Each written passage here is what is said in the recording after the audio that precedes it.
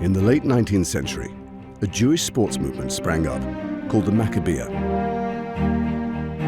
It was often the only outlet for Jewish athletes who were excluded from their local and national clubs. Its philosophy was to encourage Jews to become physically strong, to combat anti-Semitism, and to imbue them with a national identity.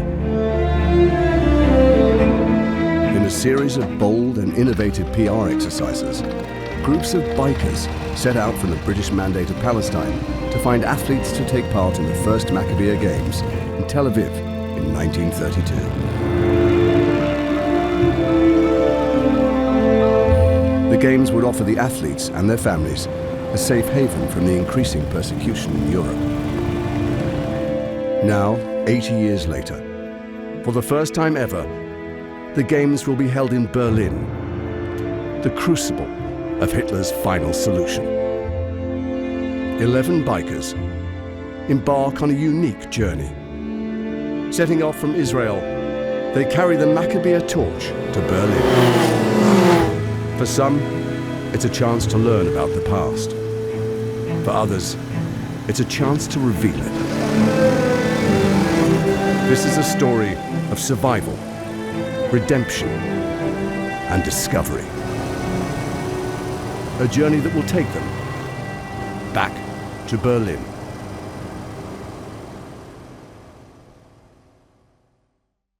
Among them is Gal Marlon, whose grandfather Solomon was one of the original riders. I'm living in Jaffa. I'm an architect. In the 1930s, there were 3 groups of bikers that went out from Palestine through the world and through Europe especially. This is a picture that took place, I think, in Montreal. This is the biker. This is all the guys that from the Jewish community. And basically, what's weird in this photo that this is my grandfather, and someone, or maybe he, wrote his name, Solomon, here under his image. There were 11 bikes, and I think that the number 11 was like the 11 tribes that went to bring the lost tribe from around the world.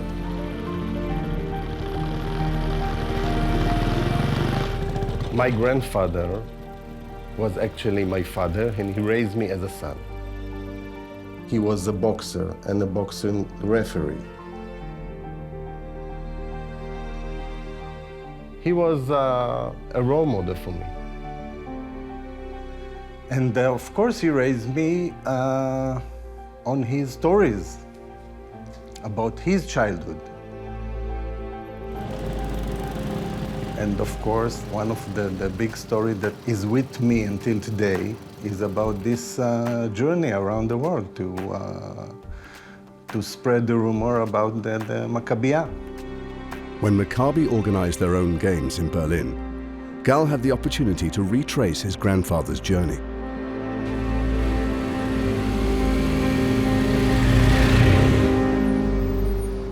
He joined 10 other male and female bikers, some of them relatives of Holocaust survivors.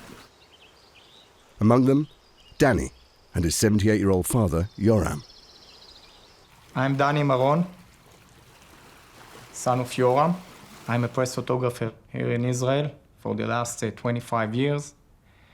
And I'm glad that I make this journey with my father.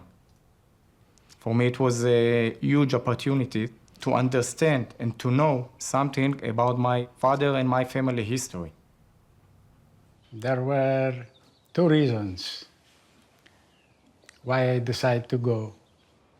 One, physically, to prove to myself that I still can ride more than 400 kilometers a day. And the second one was a ride to my past. It was something that I could only dream to arrive at the Olympic Stadium in Berlin with my son. In 1936, the Olympic Games were hosted by Germany. In direct contrast to Olympic ideals, the Nazi Party used the Games to spread its propaganda of Aryan supremacy. The world outside Germany claimed to know little about Hitler's anti-Semitic agenda until he issued a ban on German Jewish athletes participating in the 1936 Games. There was an international outcry, followed by threats of boycott. Hitler relented and reluctantly allowed only one German Jew to compete.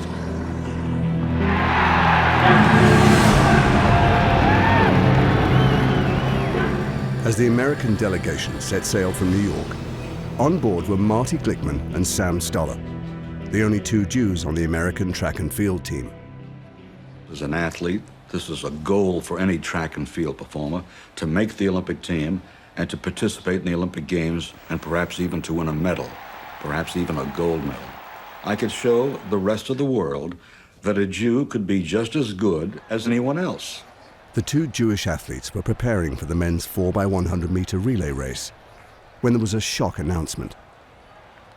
Well, the morning of the day we were supposed to run the relay, all the sprinters were called into a meeting, and Robertson said Marty and Sam were going to be replaced by Jesse Owens and Ralph Metcalf.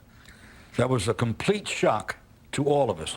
As the flaming Olympic torch is borne along. The ritual of carrying the Olympic torch from Greece to the host city was resurrected by Germany in 1936 to mark the transfer of power from Olympia to Berlin.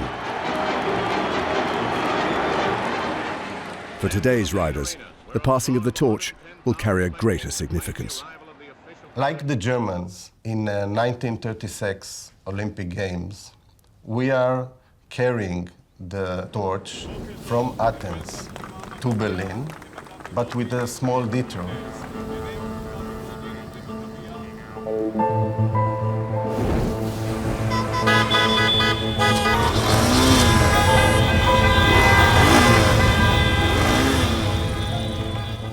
Carrying the torch back to Berlin will cover nearly 3,000 miles of roads across southern and central Europe.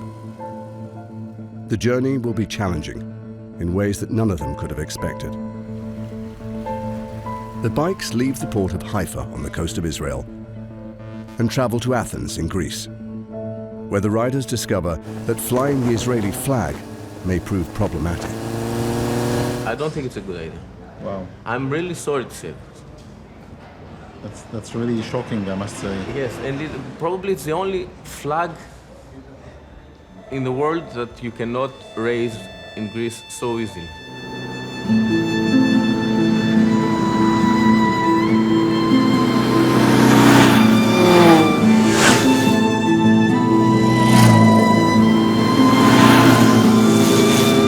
The bikers travel north from Athens to Greece's second largest city, Thessaloniki, the home of Kobe's grandparents before the war. אני קובי שמואל, ואני מתעסק במסחר באומנות. המשפחה שלי מצד אימא שלי היא מיוון, מסלוניקי. סבא וסבתא שלי שרדו את אושוויץ. בעצם מה שעשה המסע הזה, מעבר לכל העצב ולכל התחושות והרגשות, זה בעצם מזכרת לסבתא שלי, בעצם להשמיע את הסיפור שלה.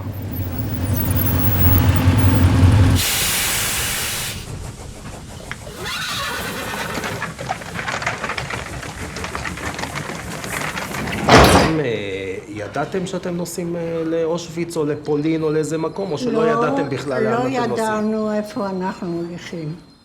אז המשכנו, ירדנו בדיוק בבירגנאו. נשארנו בערך 8 ימים שמה, אחר כך לקחו אותנו לעבודה. עבודה היה לנו מאוד קשה.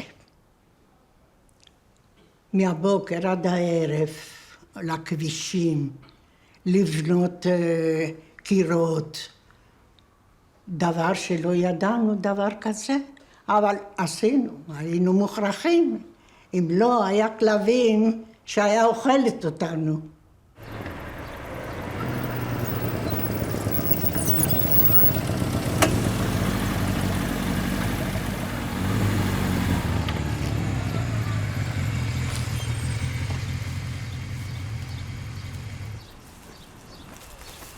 היה לסבתא שלי 9 אחים אחיות. אח אחד ניצל, הם לקחו אותם והתחילו, אמרו להם שהם יוצאים לחיים חדשים.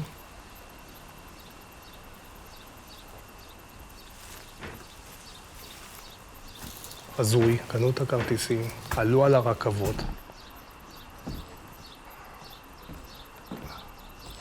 חבל שאני לא יכול לסגור פה את הדלת, אבל אתם מבינים מה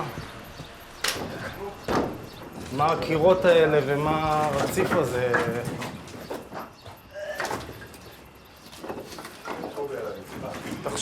תחשבו שיש פה קרוב ל-150 איש, ל-200 איש, שהם נדחקים בחום, ילדים, אימהות, נשים בהיריון, ופשוט נוסעים ונוסעים ונוסעים, וזה לא נגמר, החום הזה. 10 ימים לקח להם להגיע לאושוויץ. מישהו שרד?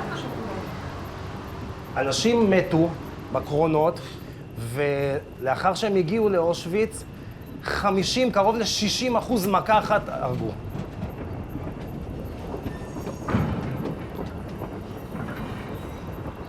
אני בכוונה לא יוצא, אני רוצה להרגיש עוד ועוד ועוד את החום, הסבל הזה.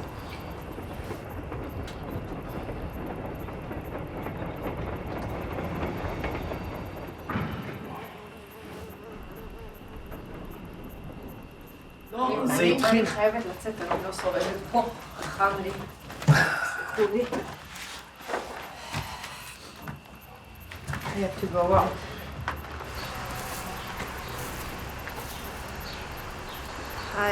It was too hot. I couldn't stay inside, and I joined this journey 2 months pregnant, and I'm trying to imagine people, women inside, maybe pregnant, little children, 10 days on the train, going nowhere. They don't know where they're going, without food, without water. We are always hearing about the Holocaust, but to feel the train, to feel the heat, to hear the story, I don't know. I can't even explain what I'm feeling. It's too much. It's too much.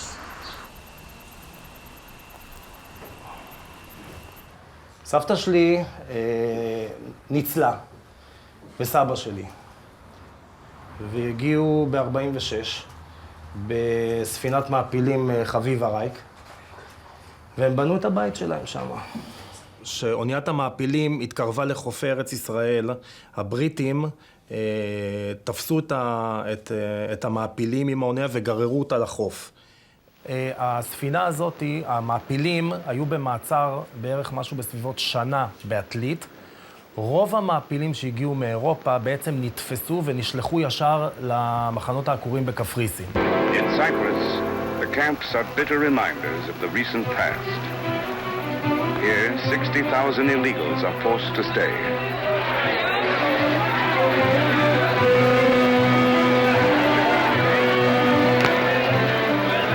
In futile rebellion, newcomers shout of Dachau, Buchenwald, Auschwitz. But it's to no avail. Under a quota, only 750 people a month will be allowed into Palestine. And under armed guard, they wait. Neither starved, nor beaten, nor tortured, but prisoners without identity, behind barbed wire again. Still, from Cyprus, it's but a night's journey to Palestine. תספרי לי על האחים שלך, לפני המלחמה. מה אני אספר? מה הם עבדו, מה הם עשו, מה הם... עבדו.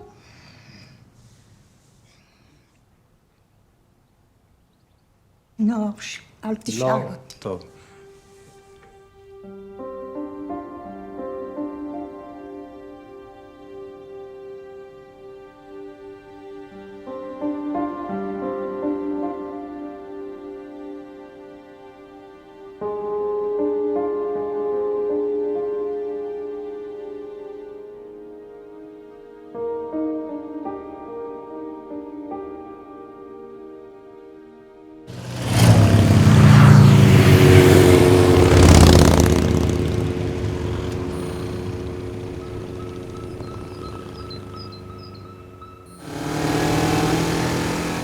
From Greece, the bikers travel on to Bulgaria, which holds a personal significance for Gili Shem Tov. I am very nervous and I'm very excited to be here because I've never been to Bulgaria and I never learned my family past in Bulgaria. Only since they came to Israel I know some details, but not from Bulgaria. My grandfather was born here in Samokov. He always talked about Samokov, and as his place of birth, Samokov was in his heart. And he was very special for me. All his life, he stood up for the working people, fighting for social justice.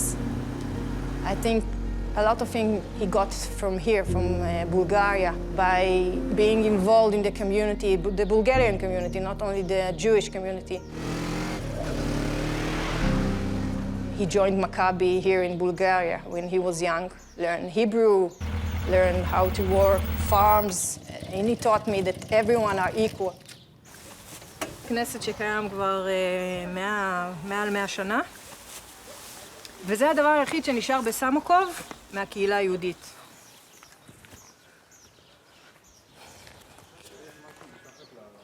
לא שחזרו את זה כנראה, זאת אומרת זה היה מתחת, הארון הקודש היה בטח מתחת. הציור של מה? זה נראה כמו ציור של בית לחם כזה. בוא נראה מה הציור הזה.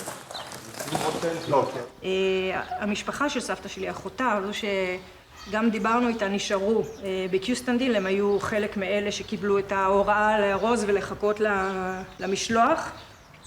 הסוכם שהם הגיעו מיהודי בולגריה. ונחתם הסכם סודי שב-10 למרץ, שנת 43, ישלחו כ-9,000 מיהודי בולגריה למחנות, לפולין ולגרמניה, להשמדה. הם כבר ממש קיבלו ב-9 בערב, הם קיבלו הודעה גם כאן בסמוקוב, ובכל מיני ערים הם קיבלו הודעה, הייתה פה רוכזו באיזשהו בית ספר כאן, חיכו לעלות לרכבות, הרכבות כבר היו בתחנות. וזה היה עניין של כמה שעות שגם הנוצרים בקיריל ממש נעמד באחת מתחנות הרכבת, לפני הרכבת, מול החיילים הגרמנים ואמר פסוק מהתנ"ך, באשר תלכו אלך, your people are my people, your God is my God, ולא אפשר את זה.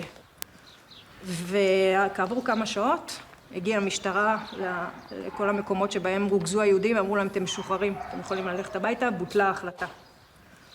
עכשיו, אני חושבת שאם קהילות אחרות היו מתנהגות ככה, אולי היינו שומעים על עוד הרבה סיפורים אופטימיים כאלה. זה איש של שפיות בתוך הטירוף הזה שהיה במלחמת העולם השנייה, זה באמת סיפור.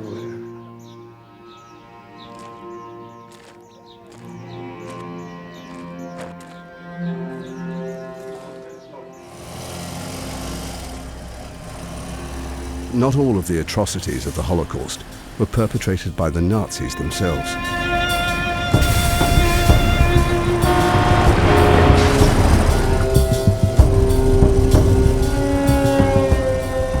As the bikers cross the border into Romania, they're met by another rider who will join them on the next leg of their journey to Berlin.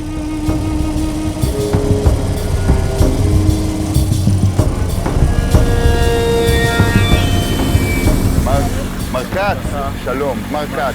ברוכים הבאים, מרקץ ממרקץ. I am Maximilian Marco Katz. I am a business manager and administrator. I am from Romania.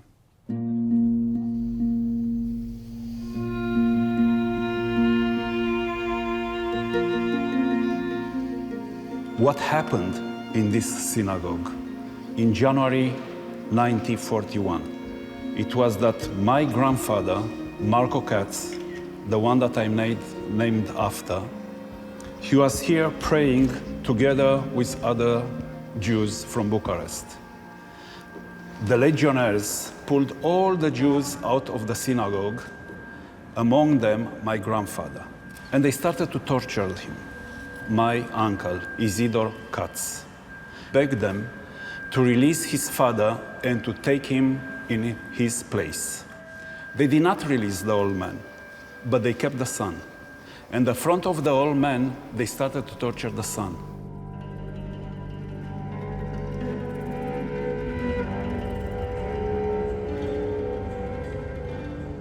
The Romanian fascists took Marco's uncle, together with 155 other Jews, to one of their centers for torture, Jilava Fort number 13.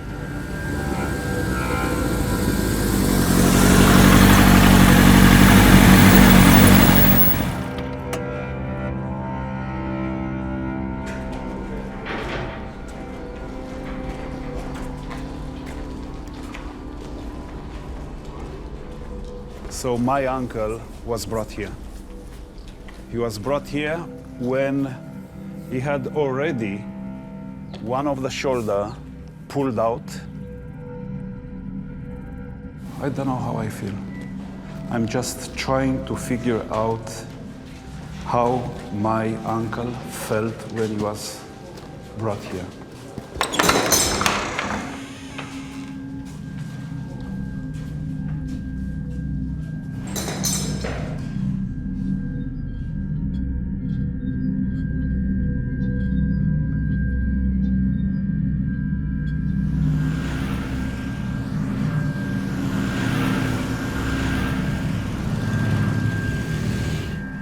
They were brought from the fort here, stripped naked,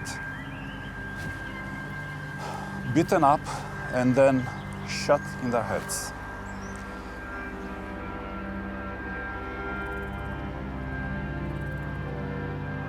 So this is the way Isidor Katz, my uncle, died. Other Jews, they were taken in the center of Bucharest to a slaughterhouse. And 15 of them, they were killed there in the same manner. They were shot, and then they were hanged. They were hooked up, and on their naked bodies, there was written, kosher meat.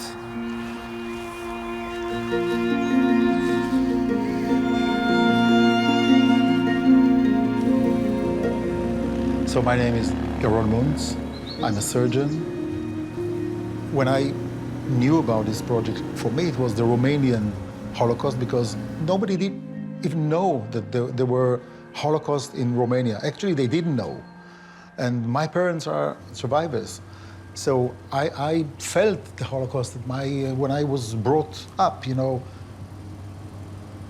And for me, I actually thought that, well, I can't understand how so many people could have gone, you know, and perish without any resistance. So I sometimes used to talk about them with that, on that issue, and I never got any, you know, any cooperation from my mother, neither from my father. I said, okay, it wasn't like that, but we don't want to talk about it.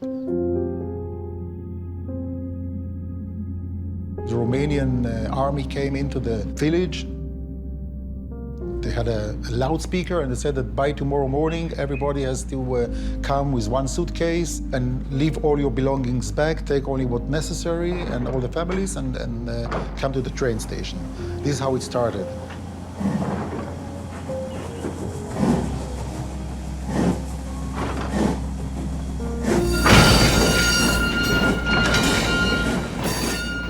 And my mother remembers her mother holding her up to have some air, because they were stuffed. When was that?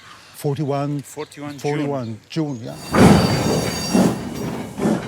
My grandfather, at that time, he was caught by the legionnaires. It was 1940, by mid-1940.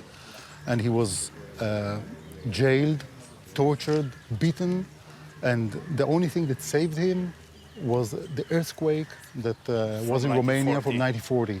Everything collapsed at that building where the legionnaires' office was. And he was hung upside down, totally beaten, bruised, and so on, but he fell down. He could, you know, open the bondings and so on, and he escaped. And it took him a few months to get back to Suceava because of the situation, because of his situation. In order to feel what they feel, you need to be in that location at that time in that condition. But this is the thing, Marco. I don't want to feel what they feel. I want to understand what they feel. I understand.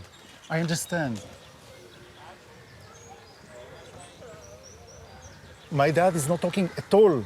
I can't, and whenever I talk to him, and he's totally clear in his mind, he doesn't talk. Refuses. He kind of refuses to talk about it. It's a black hole.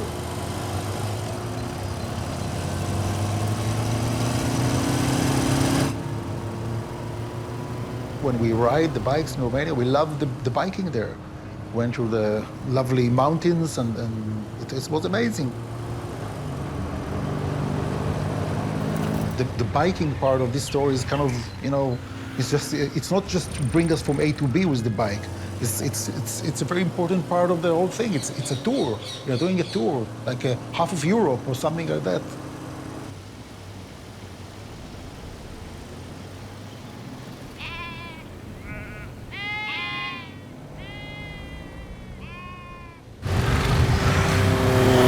Don't pretend to make my story bigger than any story. I think all the stories in this tour are small stories that are part of the bigger picture. All the stories were horrific and the same. It's like the same. It's just different people. More people died in one place than the other, but still, it was the same Holocaust.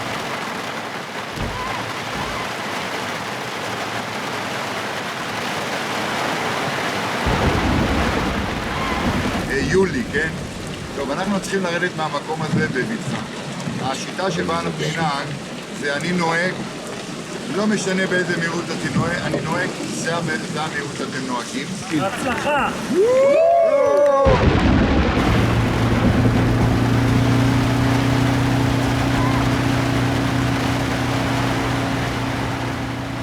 When the 1936 Olympics ended, Hitler ramped up his campaign against the Jews. The Jews of London are marching today to denounce Adolf Hitler's anti-Semitic policy. It became increasingly difficult for the world to ignore. German-made goods. ב-1938 הנשיא רוזוולט ניסה לכנס ועידה בינלאומית שתטפל בבעיות של הפליטים היהודים.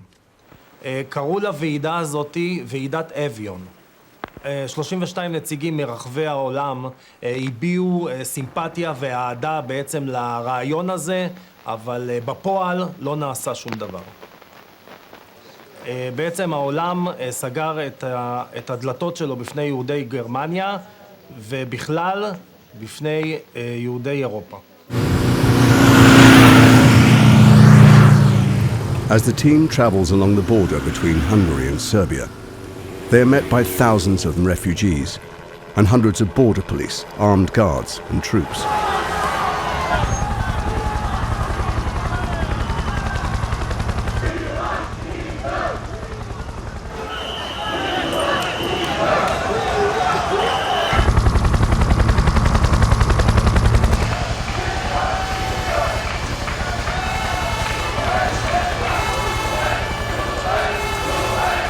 Unbelief. European country, a border like this. Sad.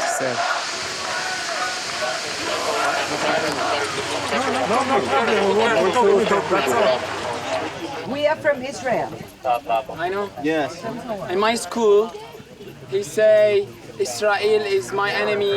You have to fight Israel. You have to destroy Israel. No, it's closed, okay.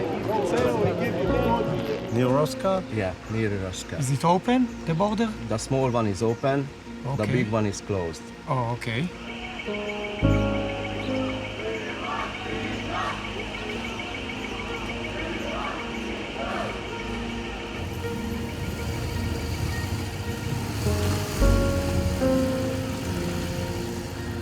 It's not a biking trip. It was really a journey for every one of us. All the time I heard my grandfather in my head and tried to connect to his experience along the way.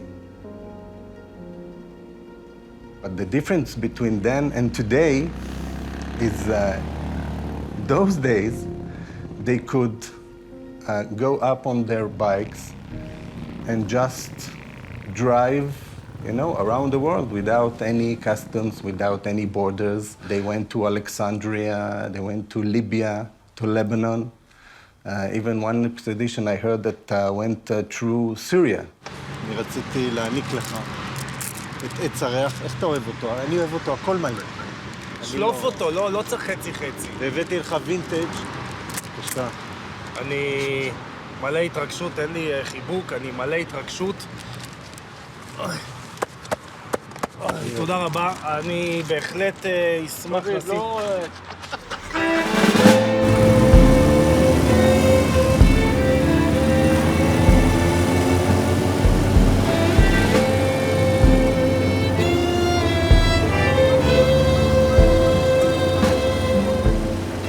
The 1935 bikers set off amidst a backdrop of growing anti-Semitism. In September of the same year, Nazi Germany had created its Nuremberg laws, which had a crippling economic and social impact on the Jewish community. They were subsequently expanded to include homosexuals, all Romani people, Afro-Germans, and the disabled.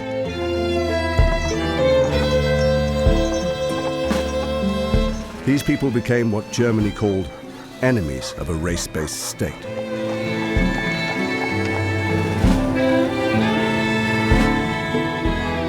Despite this threat to their safety, the 1935 bikers continued their epic mission, visiting Jewish communities to spread their message. And today's riders are doing the same.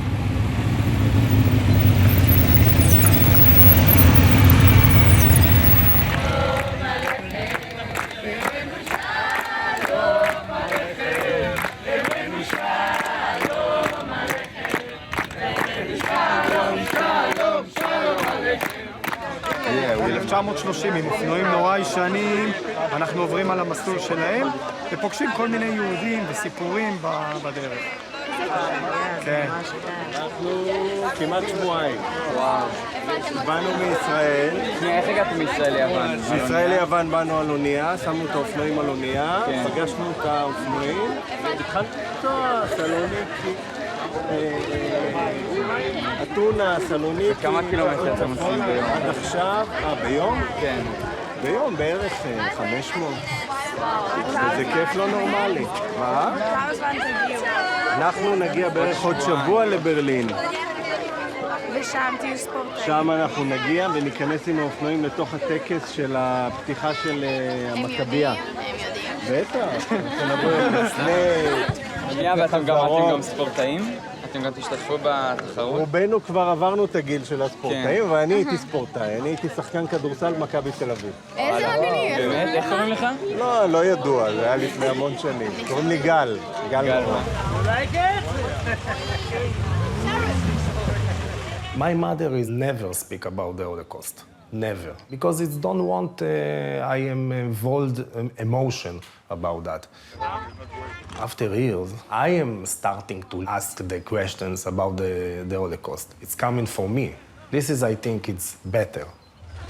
Wow, it's alive!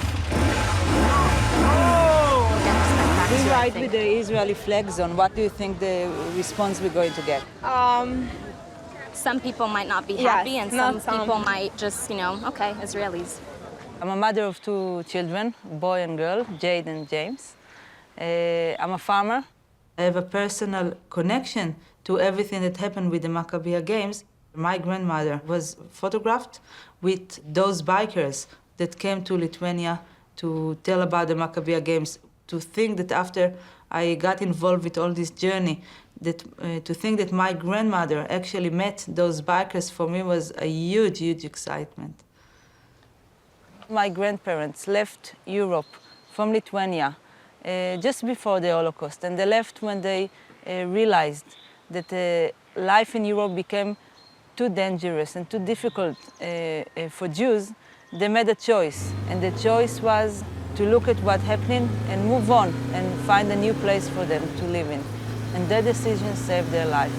Their entire family was destroyed in the Holocaust.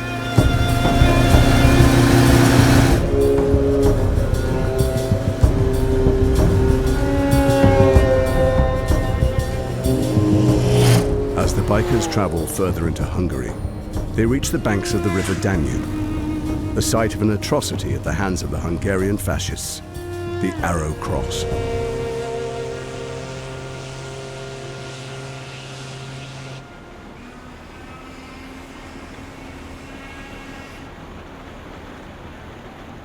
They meet Alex Rosenkrantz, whose mother survived the events at the Danube in 1944. Shalom. Alex has traveled from Berlin to meet the bikers with his daughter TaJa and to share his mother's story with her for the first time. Guck dir mal diese Schuhe an.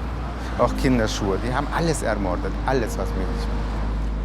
They've come to the memorial site for those who were brought here as part of Hungary's final solution offering to Hitler.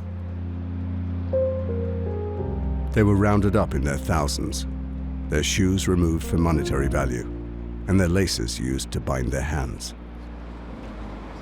My mother's family, who lived here before the war, a very cultured family, musicians, and in the 1944, the Jews were killed here at the Danube. And what happened is that the Hungarian Nazis, they called Arrow Cross, they came to these houses with trucks and they brought them here to the Danube, and they killed them here. They shot them here and threw them into the water. And the whole Danube was red. For days and days it was a red river because all the thousands of dead Jews. My mother was sitting on one of these trucks, and what happened is that a German Nazi officer came by, saw my mother, who was so beautiful, and he forced her down from this truck and sent her back to the house, and so she survived.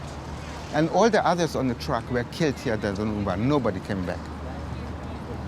That's the story of my mother, how she survived.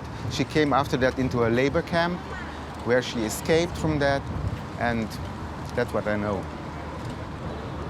Not too many of our family survived.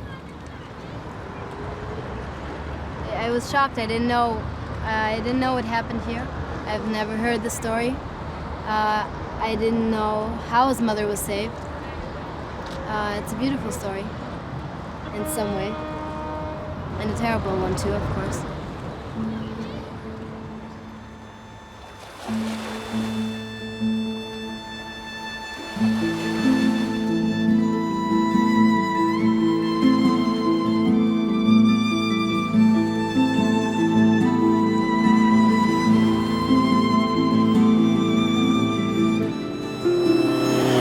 As the bikers travel in convoy through Budapest, their presence causes concern for the authorities, and a police escort is provided.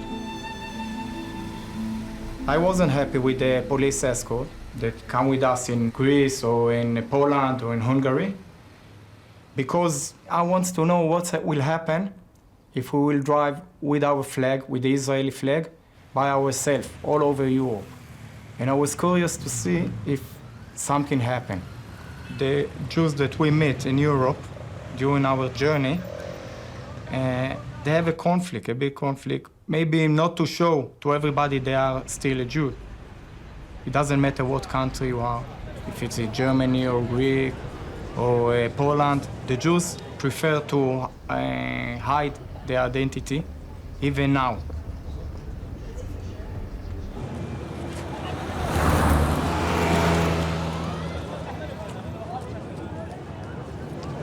Ladies and gentlemen, dear friends, warm welcome to the motorcyclists from Israel. It's a great honor and pleasure to welcome you here on your way to Berlin. You riding in Hungary with the Israeli flag, it's something else. It shows that in spite of everything, we are here. Welcome. Everybody would like to drink something, so we would like to offer you Hungarian beer, zero alcohol. Oh. Zero alcohol. So it's not a beer. It's in Poland that the team makes its planned detour from the route taken by the original bikers, to visit a place their predecessors could scarcely have imagined. To Krakow. This is Krakow. We're going to be a little bit west of Krakow. We're going to go through 3 countries today. We're going to leave Hungary, and then we are going through Slovakia, beautiful road, and then we're going to go to Poland. 3 countries in one day.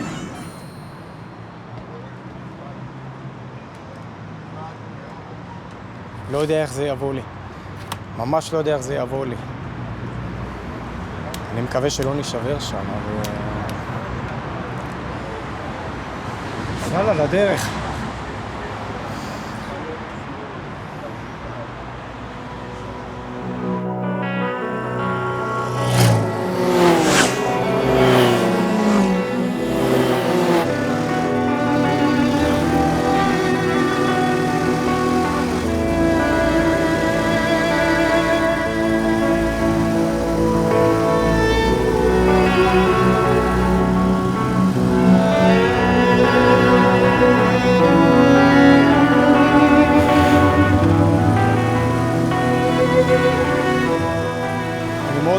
לראות איך הם ירגישו שם. אבא שלי בחיים לא היה באושוויץ.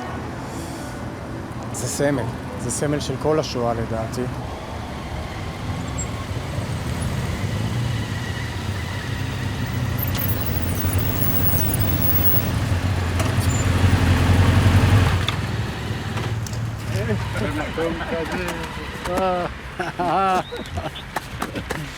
הכל בסדר? מתרגש? מאוד. חכה, אני אוריד את זה. מאוד. במקום כזה, תשמע, זה לא חשבתי. לא חשבתי. גם אני מתרגש. מאוד. מאוד. מי שנכנסתי לפולין. מאוד. כשאני רואה את הפולנים פה, אני חושב אחרי זה מה הם היו לפני איזה 70 שנה. קשה לנו. קשה לנו. It doesn't take you on a main road. How are you? There are no main roads in Poland. There are just small roads, small roads. Lots of family there. Small roads, small roads, small roads. So you don't come in from Canada to hear about the motorcycle. I tried. Not today. I'm from Toronto, Canada. My family originated in Poland. I was born in Sandomierz, which is east of Krakow. My family, on both sides, were very dramatically affected by the war and the Holocaust. It's your first time here? No, I was born here. And I'm not unique. Those that are predominantly children of survivors, they have the same issues that I had. They call their parents damaged goods. השלושה שבועות האחרונים אצלי היה קשה לתאר. זה בלתי אפשרי. אני רואה בלילות, אני שומע את הצרחות. זה נוראי. ומסתבר שאני רואה דברים בפוקוס. את הפרצופים של הגרמנים אני זוכר. ואני חשבתי שאני כבר מזמן קברתי את זה. אבל זה מושך, זה תמונה אחת מושכת את התמונה הבאה, ותמונה הבאה, ותמונה הבאה.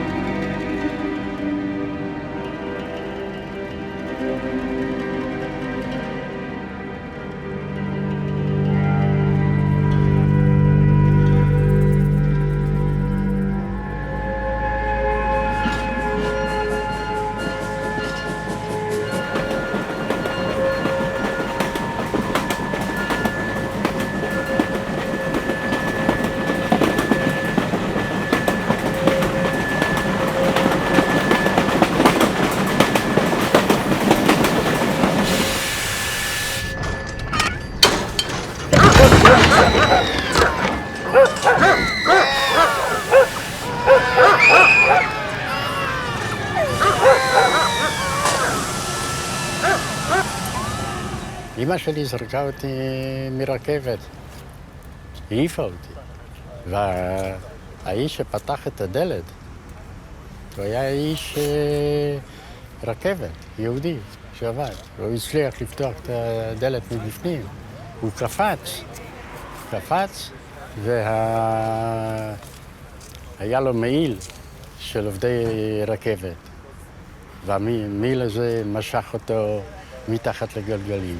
ואני ראיתי איך הוא נהרג במקום, איך גלגלים חתכו אותו לחץ, והצריכה איומה באותו רגע. וממש באותו רגע אמא שלי לקחה אותי והעיפה אותי החוצה, וקפצה. בקרון האחרון היה גסטאפו עם מכונת ירייה, התחיל לראות, אבל הוא הופתע, ממש הופתע, ולא פגע. וככה אנחנו ניצלנו, זה לא... קשה לתאר את הדברים. ואחר כך, זה היה בשטח של אוקראינים. אוקראינים היו יותר גרועים מגרמנים. 4 שבועות אנחנו הסתובבנו ביער, עד שהגענו בחזרה לגטו, ואמא שלי הייתה יוצאת כמעט כל יום דרך תעלת ביוב בשביל להביא אוכל. 24 איש היא הצילה. וכשהייתה אומרת לי, טוב, להתראות וזה, היא לא ידעה שאני יודע שזה יכולה להיות פעם אחרונה שאני רואה.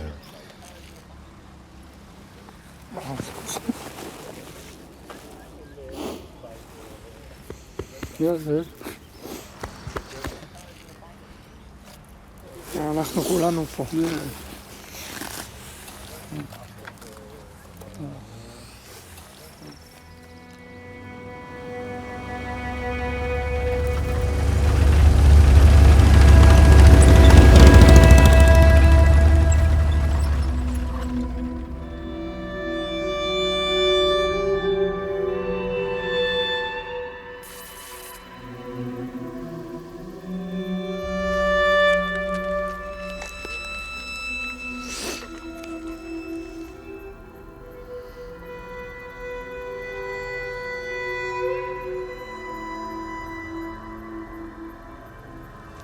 אבל יכול להיות שטעיתי, שבאמת טעיתי. הייתי צריך לספר ולא להחזיק את זה למעלה מ-70 שנה בפנים.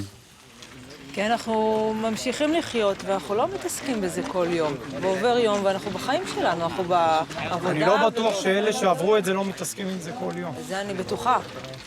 אבל אנחנו, הדור הבא, זה לא משהו שהוא שם בתודעה, וזה משהו שרק כשאתה מגיע פתאום באיזשהו, כמו המסע הזה, שפתאום דברים עולים, אחרת זה לא היה עולה. אני כל הזמן חושב. אני ראיתי את הזוועות. בתור ילד, בגיל 6-8, אני ראיתי איך גרמנים הורגים עם נעליים תינוקות, במו עיניי. אני ראיתי את הדברים האלה. אני ראיתי איך דרכו על זקנים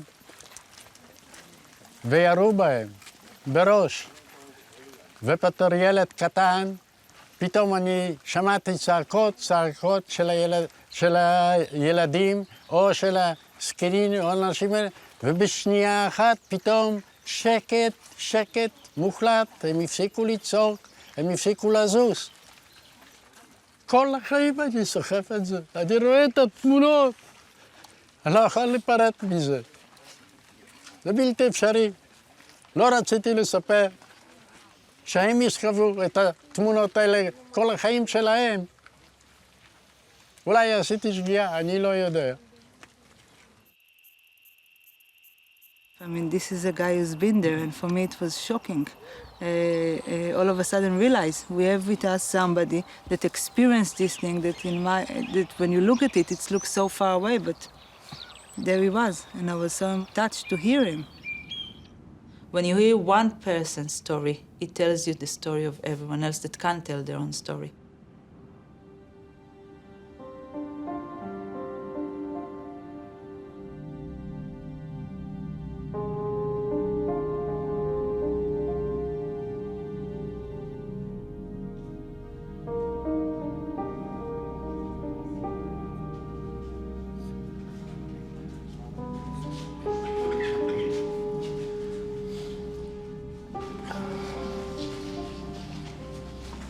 לא מבין דבר אחד, מי שראה את כל הזוועה הזאת, איך הוא עדיין יכול להאמין באלוהים?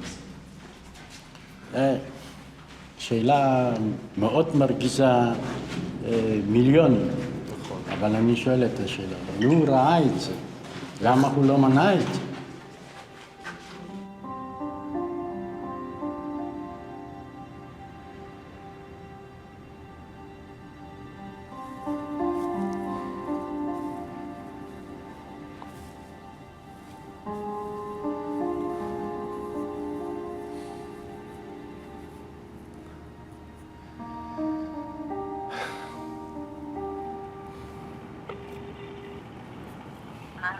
מה העניינים, אמא? בסדר, מה קורה? בסדר. איפה נונה? תביא לי אותה. היא ישנה. אוקיי. אני נמצא פה בבריקנאו, ורצות זה לא נתפס. בלתי נתפס. זה לא נתפס. אשכרה פעולה שטנית. כן.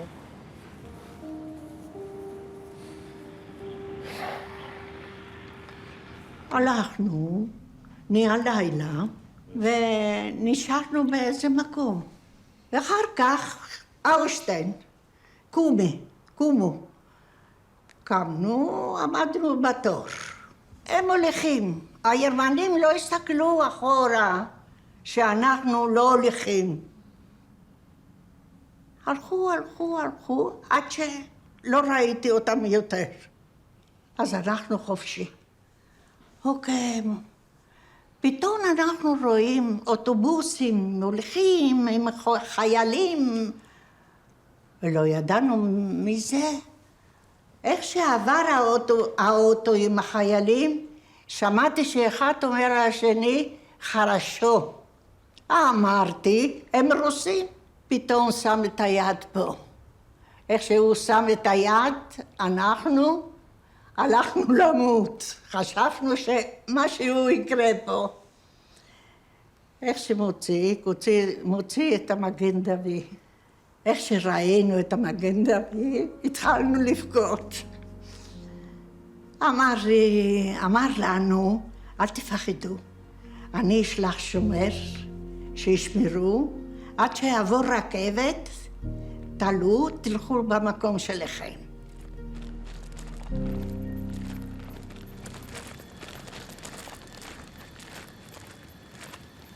קובי, בוא נוציא את הצדפים שהבאנו מהחוף של יפו, בישראל, תל אביב. שהגיעו כל הדרך... כל הדרך אצלנו בכיס.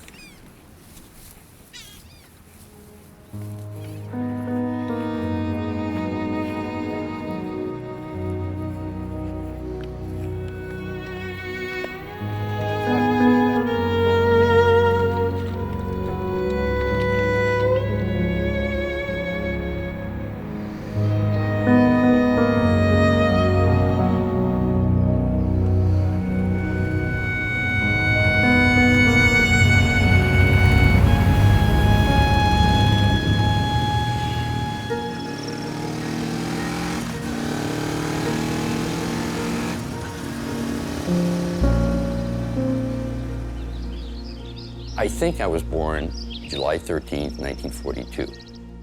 And my mother at that time, knowing what was coming down the pipe, made arrangements, because she had blue eyes, blonde hair, made arrangements for phony ID to give birth at the convent hospital in Sandomierz. So these people took us in, and then my mother left, and they raised me as one of their own. Have you been with the family? About 3.5 years. And you thought they are your parents, or you knew? No.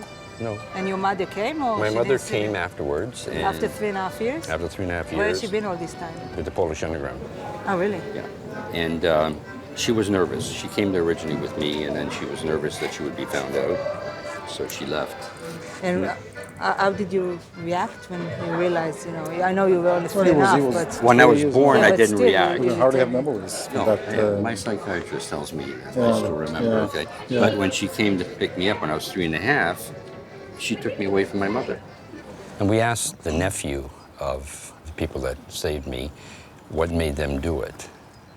And, why didn't other people have the chance to do it? And the answer is always the same. they were that kind of people. They did it because they felt they needed to, they had to. So. You know, when you always think about the people who helped, you wonder how you would do it. If you in the if same you were on position. the other side, would you keep quiet? Where's the plaque? Oh, is this it?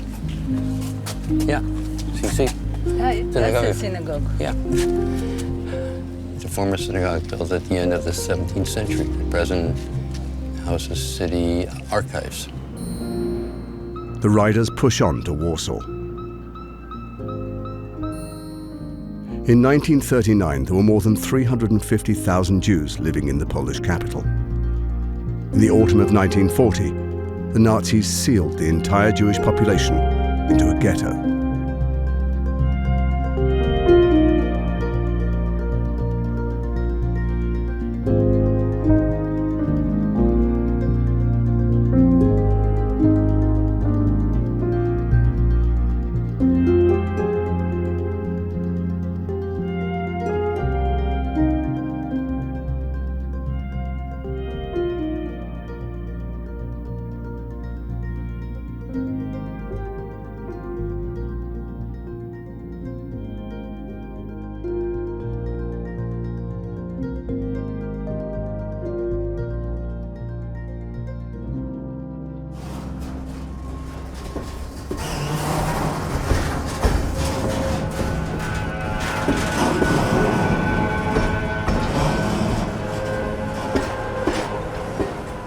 How they went like cattle to the slaughterhouse.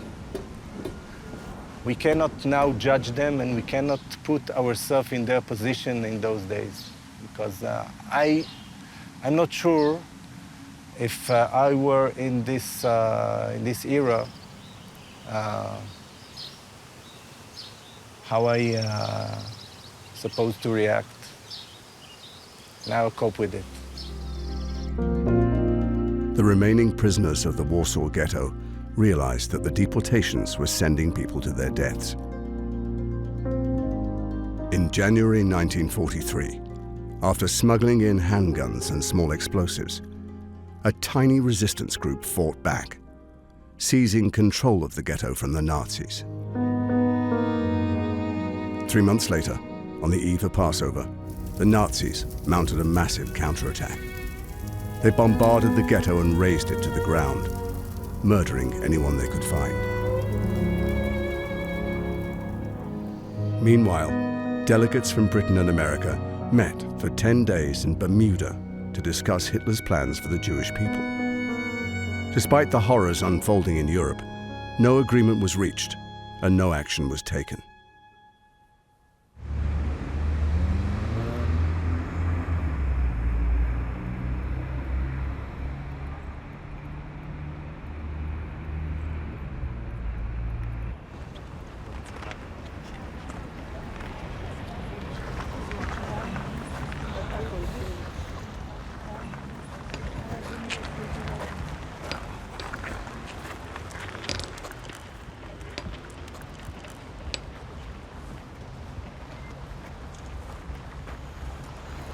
זה המקום הסימבולי ביותר, גטו ורשה, להדליק את הלפיד על הלחימה של היהודים שהיו פה, שלא נכנעו, נלחמו בנאצים עד שלא יכלו יותר ונהרגו. הרבה אנשים באים באיזה שהם שאלות עוניות על זה שאולי היהודים לא נלחמו והלכו כצאן לטבח. פה ראינו סיפור שהוא אחר, ובדיוק במקום שאנחנו עומדים בו, אני חושב שזה המקום הכי ראוי להדליק את הלפיד הזה. אמן.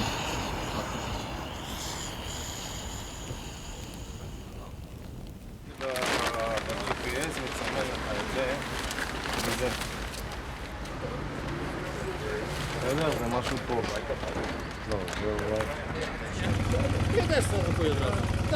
הוא שאל מה התוכנית שלנו בוורשה, לאן אנחנו נוסעים. אמרתי לו, הדבר הכי חשוב זה תחנת דלק ראשונה, ואחר כך אנחנו יוצאים מוורשה ללודז'. הוא רצה לעזור לנו, אם אנחנו היינו רוצים להסתובב בוורשה, אז הוא היה מוביל אותנו ומפנה תנועה וכך הלאה.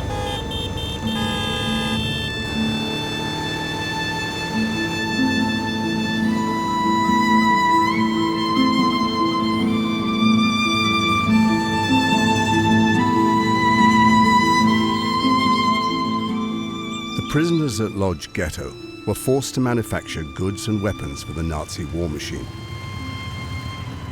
Survival was based on ability to work. Lodz was one of the last of the Jewish ghettos to be liquidated.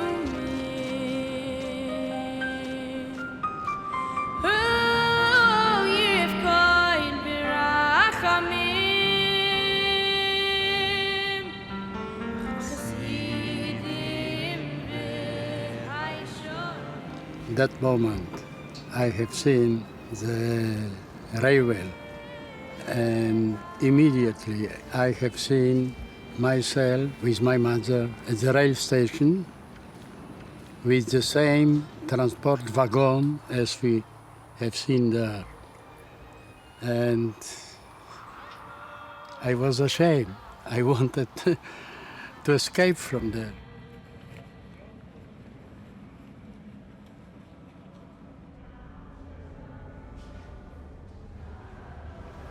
I felt very angry seeing all the names, like you want to help them and say, stop it.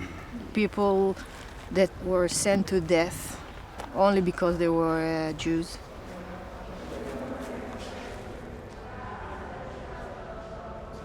I was looking for my friend's family's name, but, you know, too many names there to try to find it. It's just unbelievable.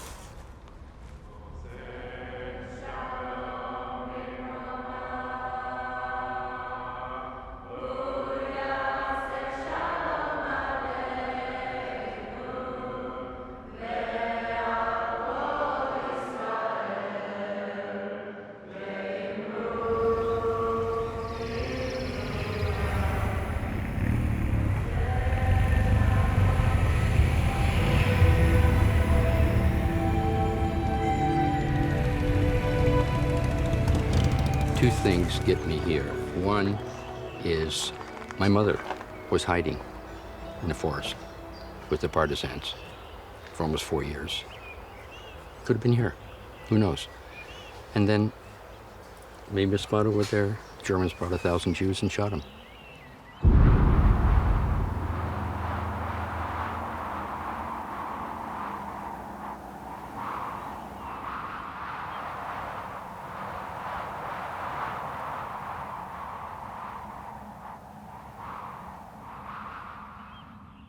When I see these guys here, these 45, all going on 50 young Israelis, that's one of the reasons that it's not going to happen again.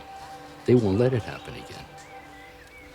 It's interesting to experience this on a motorcycle. You know, I've experienced it a lot of different ways, never like this. So. The most important thing for me is really to feel free.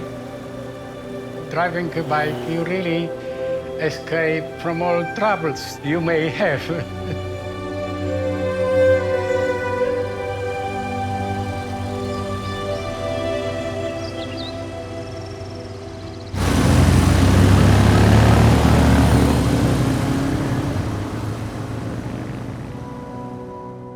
By late 1944, the Allies were beginning to uncover some of the atrocities that had befallen Europe's Jews and other ethnic minorities.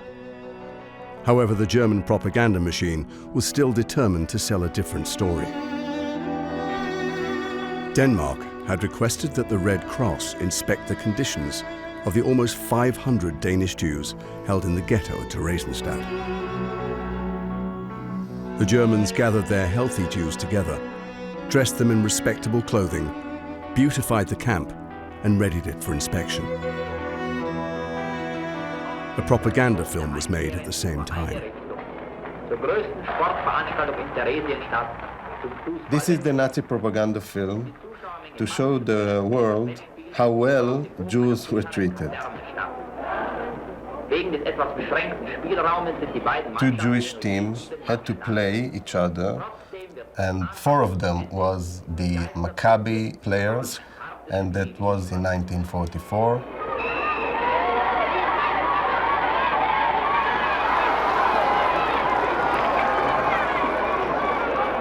Three weeks later, after this football match, they and the audience, 47,000 people, were sent to the death camps.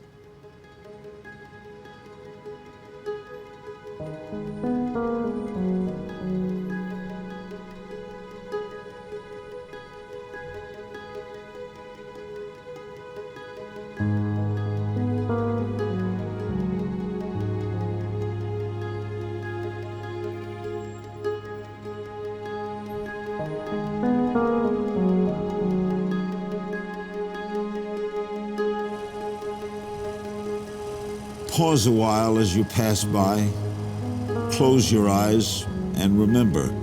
Remember the time when here or near here, men, women, and children, our own fellow creatures, congregated in peace and trust, only to be arrested, humiliated, deported, and murdered in the camps that shall forever shame our civilization.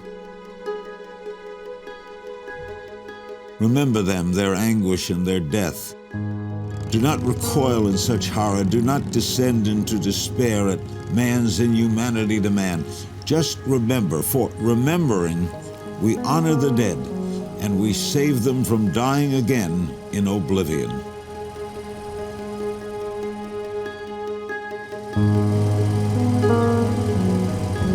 After 24 days, traveling through 8 European countries, the riders are on the final leg of their journey.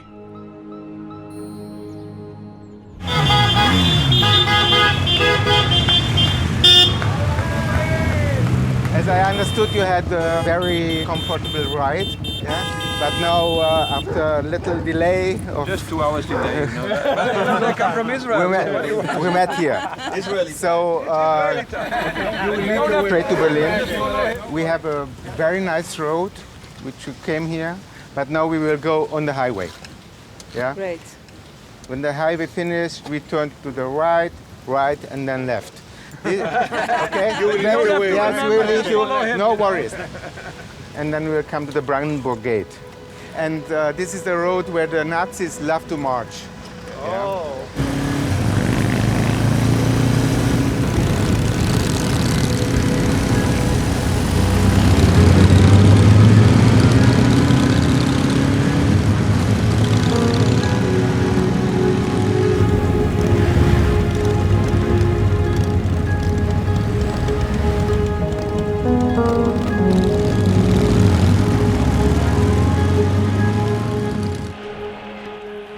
Particular moment when we saw Brandenburg Gate, everything exploded.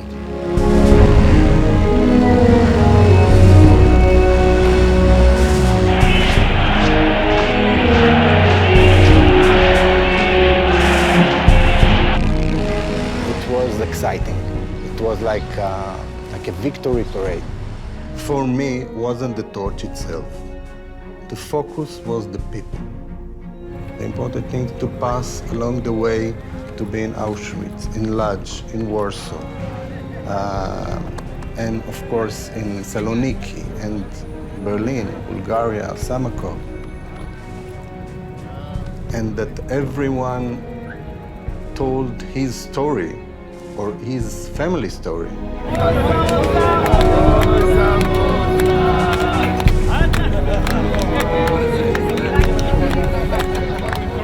I'm very happy, and I hope that this is a sign that never again Holocaust. Of course, I admire my father more, much more, when I know his story. I can see that, for my mind, He's a hero.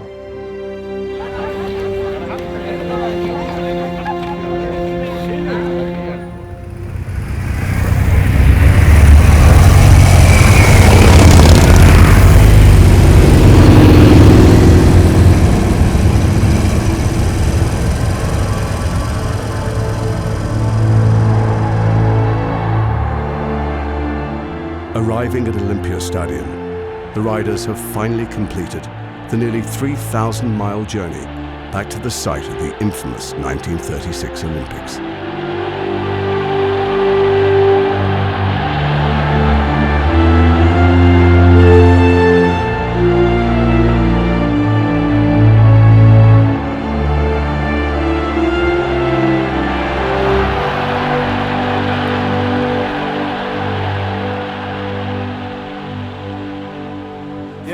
The president of Germany is going to be here, and we're going to close all this VIP block, and then we're going to park in 2 lines, okay? My cousin was supposed to run here in the 36 Olympics, and they wouldn't let him run.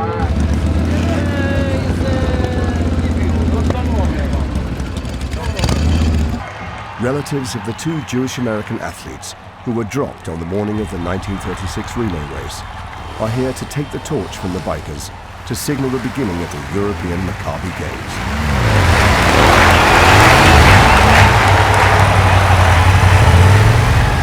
As the bikers enter the stadium, Sam Stoller's cousin passes the torch to Marty Glickman's daughter, who is proudly wearing her father's original 1936 uniform. Nancy Glickman, please light the torch.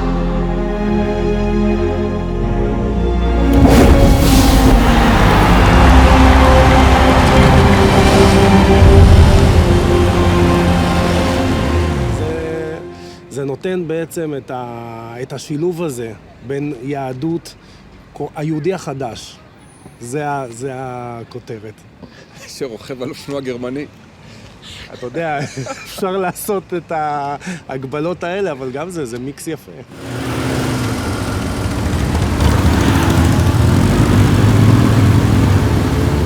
About 3 years ago, I found out about all these biker stories, and I thought that as this is the first time they're going to have the games in Germany, it was going to be a historic moment in time to come back here and to light the torch.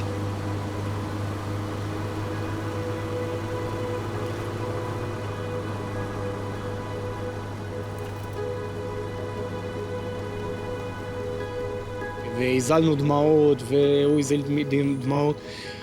מאוד קשה זה היה, הוא אמר, תשמע, עדיף לבוא לאושוויץ עם אופנוע מאשר עם רכבת. זה מספר את הכל.